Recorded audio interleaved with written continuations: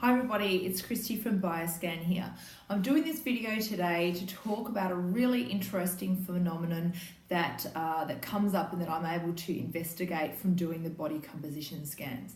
Now, what this is about is when somebody is working hard, exercising hard, eating well, and on the scan you notice a reduction in subcutaneous fat. So what I mean by that is the body fat mass at the top is decreasing. So there's less total body fat.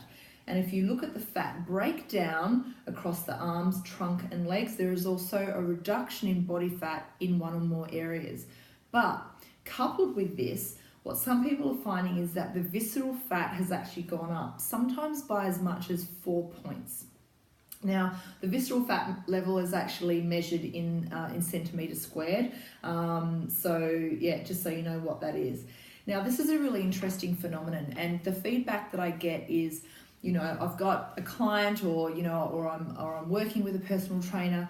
I'm working hard. I'm doing all the right things. What's happening? My body fat is getting smaller. My body fat looks better, but my visceral fat is increasing. Now, there was a study done on some rats who had a very high visceral fat level, and these rats were shown after cleaning up their diet and having a less stressful environment to live in, that the body fat in the visceral organs, so the visceral fat, was reducing and the subcutaneous fat was increasing. Now, the reverse is actually also true. So your body fat is not a solid fixed substance. It's not like a bone which is never going to move. It is a substance that can move around the body.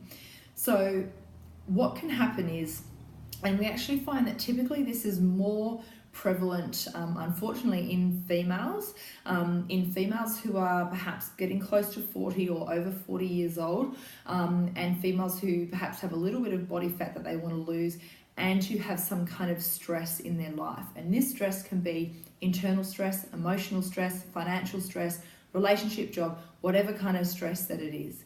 Now, what I believe is happening here is that you're exercising, you're eating right, you're doing the work. You may be gaining muscle.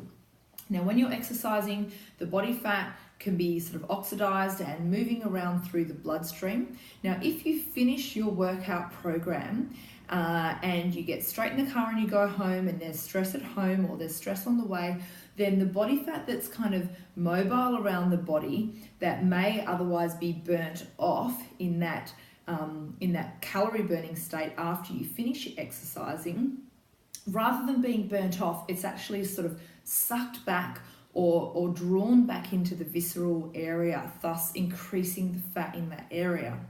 So it is strongly related to stress. So if this is happening to you, or if you're a trainer and you're experiencing this with some of your clients, what I would suggest is that to look at exercises where it's not about, yelling like in a boot camp kind of way, which is going to increase the cortisol and the adrenaline, which is putting the body in a higher state of stress. So to perhaps exercise in a calmer, more positive reinforcing kind of way, or even to halfway through the workout, actually have a couple of minutes rest and meditation. So actually lie down, close the eyes, have a relax, to actually bring the cortisol and the stress levels back down. And again, to do that at the end of the session, so to have some stretching where it's very calm, very relaxing, to bring those stress levels down. Now, that's what you can do within your exercise session. Outside of the exercise session, then it's about looking at, do I actually have, even 2 minutes during the day where I can, sit and just focus on my breathing, which is a meditation technique, and literally it can be seconds or 30 seconds or even a minute to actually, throughout the day, bring those stress levels down, because it really does have a role to play. So the fat can move from the subcutaneous area to the visceral fat and vice versa.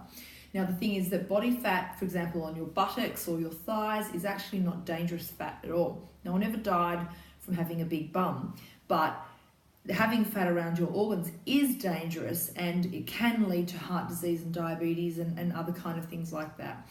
So that's a little bit of information about the phenomenon we have of the fat moving throughout the body. So I hope that's been useful and interesting for you. If you've got any other questions or anything else you want me to do a video blog on, please let me know. You can Facebook me, message me via our page and let me know. Okay, bye.